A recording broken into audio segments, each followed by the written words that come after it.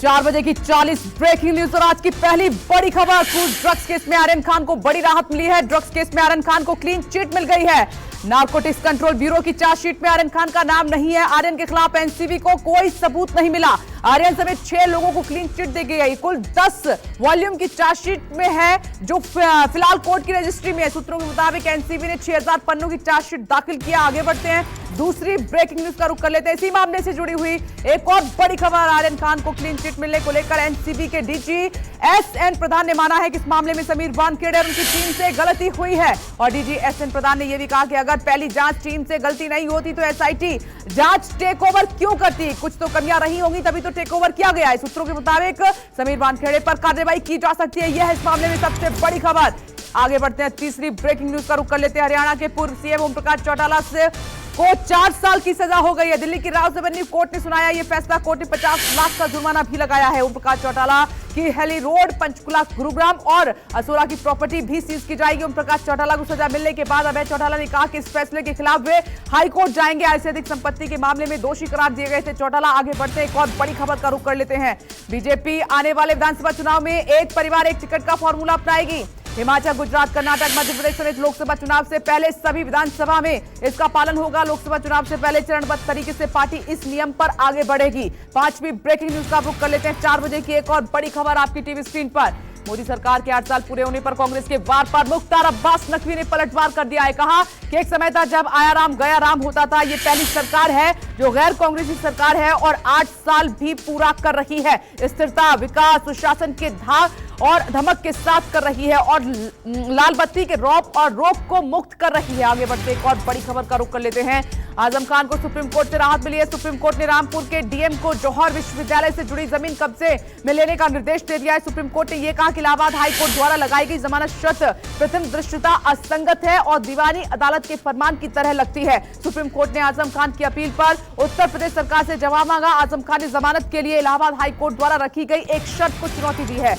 आगे बढ़ते एक और ब्रेकिंग न्यूज का रुख कर लेते हैं। पीएम मोदी ने दिल्ली के प्रगति मैदान में भारत के अब तक के सबसे बड़े ड्रोन महोत्सव की शुरुआत की। इस महोत्सव में पीएम मोदी ने टेक्नोलॉजी की तारीफ जमकर की। कहा कि भारत में ड्रोन सर्विस और ड्रोन आधारित इंडस्ट्री की लंबी छलांग का प्रतिबिंब है और भारत में एम्प्लॉयमेंट जनरेशन के एक उभरते हुए बड़े सेक्टर की संभावनाएं दिखाती है। ड्रोन तकनीक रोजगार देने वाली है और 2030 तक भारत ड्रोन का हब बन जाएगा। अब 8वीं ब्रेकिंग न्यूज का रुख कर लेते हैं।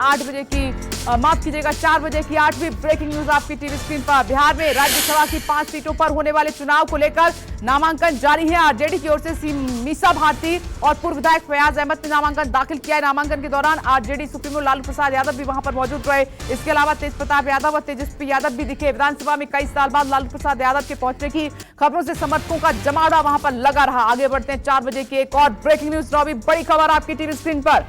राजस्थान की अशोक गहलोत सरकार में अंतर्कलह सामने आई है। मंत्री अशोक चांदना नाराज हो गए। खुद की ही सरकार पर सवाल खड़े कर दिए हैं और ट्विटर बम फोड़ा है। गहलोत सरकार में मंत्री अशोक चांदना ने मुख्यमंत्री के प्रमुख सचिव कुलदीप रांका पर निशाना साधा। ट्विटर पर लिखा कि मुझे इस जरूरत भरे पद से मुक्त कर दीजिए। मेरे सभी विभागों का चार्ज भी श्री कुलदीप रांका को दे दीजिए क्योंकि वैसे भी वो ही सभी विभागों के मंत्री बन बैठे हैं। अब 10वीं ब्रेकिंग न्यूज का रुख कर लेते हैं। राजस्थान की सियासत में अशोक चांदना के अलावा कुछ और नेताओं और मंत्रियों की नाराजगी की खबर है। सीएम गहलोत ने प्रमुख सचिव का बचाव करती हुई प्रतिक्रिया दी। कहा कि खेल मंत्री अशोक चांदना खेल जगत में कई बड़े कार्यक्रम राजस्थान में करवाए हैं और वो अभी तनाव में हैं। आगे बढ़ते हैं, 11वीं बड़ी खबर का रुख कर लेते हैं। गहलोत सरकार में अनबन की खबरों के बीच बीजेपी ने चुटकी ली है और सतीश पुनिया ने कहा कि कांग्रेस का जहां डूब रहा है 2023 के रुझान आने शुरू हो गए हैं। वहीं केंद्रीय मंत्री गजेंद्र सिंह शेखावत ने कहा कि राजस्थान में स्किल डेवलपमेंट और यूथ अफेयर्स मंत्री अशोक चांदना जी ने अपने पदभार को जलालत भरा बताना कांग्रेस सरकार को सामंतवादी साबित करता है। आगे बढ़ते हैं एक और ब्रेकिंग न्यूज। 28 मई यानी कि कल गुजरात दौरे पर पीएम मोदी रहेंगे और सहकार से समृद्धि पर विभिन्न सहकारी संस्थानों के नेताओं के एक सेमिनार में शामिल होंगे। इफ्को कलोल में निर्मित नैनो यूरिया संयंत्र का उद्घाटन करेंगे पीएम मोदी। राजकोट में मल्टी स्पेशलिटी अस्पताल और एक कार्यक्रम को भी वो संबोधित करेंगे। आगे 4 बजे की एक और ब्रेकिंग न्यूज।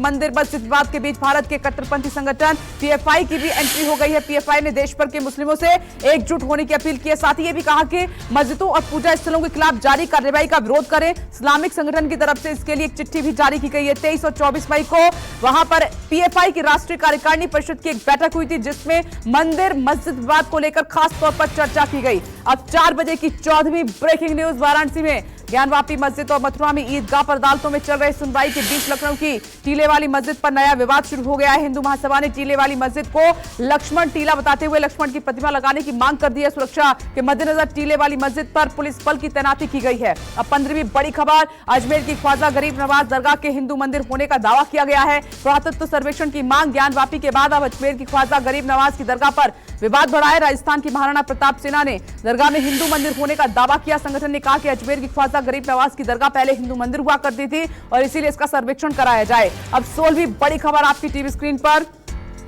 जम्मू कश्मीर से आ रही है। जम्मू कश्मीर में हो रही टारगेट किलिंग पर महबूबा मुफ्ती ने बीजेपी सरकार को घेरा। महबूबा मुफ्ती ने कहा कि केंद्र पूरी दुनिया में चिल्लाती फिरती है कि जम्मू कश्मीर में सब कुछ ठीक है, यहाँ सब कुछ ठीक ठाक नहीं है, पर बीजेपी सरकार मजहब के आधार पर देख रही है। बीजेपी की सोच है कि जम्मू कश्मीर मुस्लिम बहुमत राज्य है, इसलिए लोग मरते हैं तो मरने दो, कश्मीरियों का खून बहाना रोज का हो गया है। आगे बढ़ते हैं, 17वीं बड़ी खबर का रुख कर लेते हैं। टीवी एक्ट्रेस अमरीन भट्ट के हत्यारे दोनों आतंकी ढेर कर दिए गए। पुलिस ने 24 घंटे में एक्ट्रेस की हत्या की गुत्थी सुलझाने का दावा किया था और दोनों आतंकी कश्मीर के अवंतीपोरा में मारे गए हैं। एक्ट्रेस की हत्या के बाद से सुरक्षा बल लगातार आतंकियों की तलाश में जुटे हुए थे। 18वीं बड़ी खबर का जल्दी से रुख करते हैं। लश्कर के 2 आतंकियों के अलावा एक दूसरे एनकाउंटर में 2 और आतंकियों के मार गिराए जाने की खबर है। बीती रात कुल 4 आतंकियों का एनकाउंटर हुआ है। पिछले 3 दिन में सुरक्षा बलों ने 10 आतंकियों को मार गिराया है। जम्मू कश्मीर में हो रही टारगेट किलिंग को लेकर लोगों के बीच में गुस्सा भी साफ तौर पर दिखाई दे रहा है।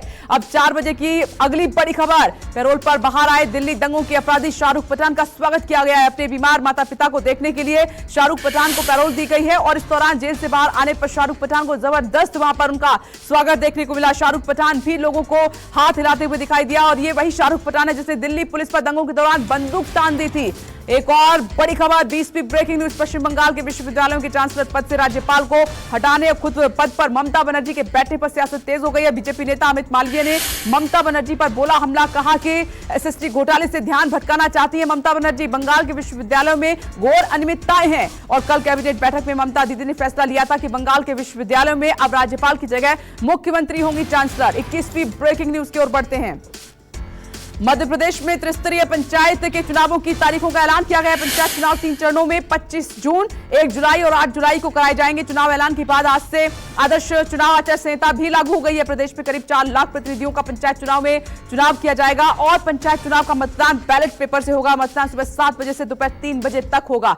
आगे बढ़ते हैं, 22वीं ब्रेकिंग न्यूज, दिल्ली के त्यागराज स्टेडियम में कुत्ता घुमाने वाले आईएएस दंपत्ति के ट्रांसफर को लेकर सियासत शुरू हो गई है। आईएएस रिंकू दुग्गा के अरुणाचल प्रदेश ट्रांसफर पर टीएमसी सांसद महुआ मोइत्रा ने सवाल खड़े कर दिए। कहा कि अरुणाचल प्रदेश की बेइज्जती क्यों? महुआ मोइत्रा ने अपने ट्विटर पर लिखा कि केंद्र सरकार नॉर्थ ईस्ट के इलाकों के लिए फर्जी प्रेम दिखाती है और काम न करने वालों को नॉर्थ ईस्ट ट्रांसफर कर देती है। 23वीं बड़ी खबर का रुख कर लेते हैं। उमर अब्दुल्ला ने भी ट्रांसफर पोस्टिंग को लेकर केंद्र को घेरा। कहा कि आईएएस संजीव खिरवार की लद्दाख में पोस्टिंग को सजा की तरह नहीं देखा जाना चाहिए। लोग लद्दाख को सजा वाली पोस्टिंग क्यों कह रहे हैं? लद्दाख काफी खूबसूरत जगह है, यहाँ देखने लायक कई शानदार चीजें हैं। उमर अब्दुल्ला बोले कि बेहद निराशाजनक फैसला है कि अधिकारियों को सजा देने के लिए भेजा जाता है। अब 24वीं बड़ी खबर का रुख करते हैं। चीनी वीजा मामले में लगातार दूसरे दिन सीबीआई दफ्तर पहुंचे आज कार्तिक चिदंबरम और कल भी सीबीआई ने कार्तिक चिदंबरम ने से पूछताछ की थी। सीबीआई दफ्तर पहुंचे कार्तिक चिदंबरम का बयान भी आया कि मुझे कॉल करना सीबीआई का विशेषाधिकार है और पूछताछ के लिए शामिल होना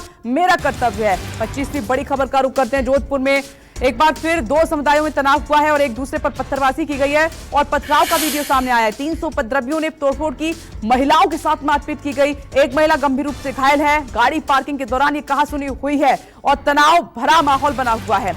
मेरठ में नगर पालिका के बुलडोजर से कुचलकर युवती की हत्या का मौत का मामला है। हादसे के बाद लोगों में भारी गुस्सा देखने को मिल रहा है, हंगामा हुआ है। मौके पर पहुंची पुलिस ने लोगों को समझाया, शांत कराया। पीड़ित परिजनों का आरोप है कि नगर पालिका के बुलडोजर को एक नाबालिग चला रहा था, जिसके चलते वहां पर एक महिला की मौत हो गई। आगे एक और खबर का रुख करते हैं।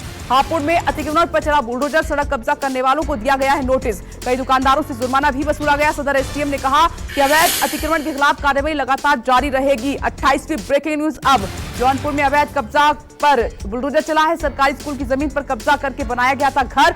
एसडीएम सदर ने भारी पुलिस फोर्स के साथ मौके पर पहुंचकर अवैध निर्माण को कराया है ध्वस्त और कब्जे धारकों को चेतावनी भी दी गई है। एक और ब्रेकिंग न्यूज। 29वीं बड़ी खबर। पटना में सड़क पर ही 2 परिवार के बीच जमकर मारपीट हुई है। दोनों तरफ से जमकर लात घूंसे चले हैं। थाना परिसर से लेकर गर्दनी बाग मार्ग तक ये काफी देर तक हंगामा चलता रहा। पूरी घटना का जो वीडियो है वो सोशल मीडिया पर तेजी के साथ वायरल हो रहा है, आप देख भी सकते हैं। अब तीसरी ब्रेकिंग न्यूज का रुख कर लेते हैं। नालंदा में फिर खुली शिक्षा व्यवस्था की पोल और नोहसा पंचायत के बुल्ला बिघा में एक झोपड़ी में सरकारी स्कूल चल रहा है और स्कूल के भवन के लिए जमीन का आवंटन किया गया है, लेकिन अभी तक स्कूल बनाने का काम शुरू नहीं हो पाया, जिसकी वजह से बच्चे झोपड़ी में पढ़ाई करने के लिए मजबूर हैं। बच्चों को झोपड़ी में जमीन पर बैठकर पढ़ाई करनी पड़ रही है। ये देखिए तस्वीरें। अब 31 की बड़ी खबर का रुख कर लेते हैं। रुचि सोया ने 250% का बंपर डिविडेंड देने का ऐलान किया है। योग गुरु बाबा रामदेव की कंपनी रुचि सोया इंडस्ट्रीज लिमिटेड ने वित्त वर्ष 2021-22 की चौथी तिमाही के नतीजे जारी किए हैं। इसमें पिछली तिमाही के मुकाबले रुचि सोया ने कुल आय में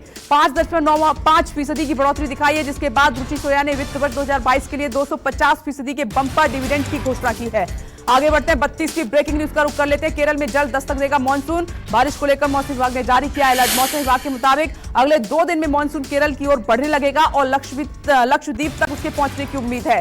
33वीं ब्रेकिंग न्यूज अब आपकी टीवी स्क्रीन पर। देश में कोरोना के नए मामलों में 3% का उछाल देखने को मिला है। पिछले 24 घंटे में 2710 नए मरीज मिले हैं। आंकड़ों के मुताबिक 24 घंटे में 14 लोगों की मौत हुई है। 2296 लोग ठीक हुए हैं। देश में सक्रिय मरीजों का आंकड़ा बढ़ा है। एक्टिव मरीजों की संख्या 15,514 हुई है। दिल्ली में अभी भी नहीं टला है खतरा। 24 घंटे में 403 कोरोना के नए मरीज मिले हैं। एक मरीज की मौत हो गई है। अब 34वीं ब्रेकिंग न्यूज का रुख कर लेते हैं। मुंबई में 102 दिन बाद एक बार फिर कोरोना के मामले पीक पर हैं। महाराष्ट्र में नए मरीजों की संख्या 500 के पार हो गई है और 24 घंटे में 511 नए मरीज मिले हैं, जिसमें मुंबई के 350 मरीज शामिल हैं। 102 दिन बाद मुंबई में इतने नए मरीज मिले हैं। इसके पहले 12 फरवरी को कोरोना के 349 केस मिले थे। आगे बढ़ते हैं। 35वीं बड़ी खबर का रुख कर लेते हैं। पालघर के वाघोबा घाट में भीषण सड़क हादसा हुआ है। यात्रियों से भरी बस अनियंत्रित होकर खाई में गिरी है। हादसे में 15 लोग घायल हो गए। मौके पर पहुंची पुलिस ने रेस्क्यू कर सभी घायलों को अस्पताल में भर्ती कराया। 36वीं ब्रेकिंग न्यूज का रुख कर लेते हैं। काली एक्ट्रेस विदिशा डे मजूमदार का फंदे से लटका हुआ शव मिला है। मौके पर पहुंची पुलिस ने शव को कब्जे में ले लिया है और शव के पास से सुसाइड नोट मिला है, जिसमें लिखा गया है कि वो अपने करियर में अफसरों की कमी के कारण अपनी जान दे रही है। पुलिस ने बताया कि सुसाइड नोट की जांच हैंड राइटिंग एक्सपर्ट से कराई जाएगी। फिलहाल पुलिस विदिशा के करीबी परिजनों और दोस्तों से जानकारी जुटा रही है।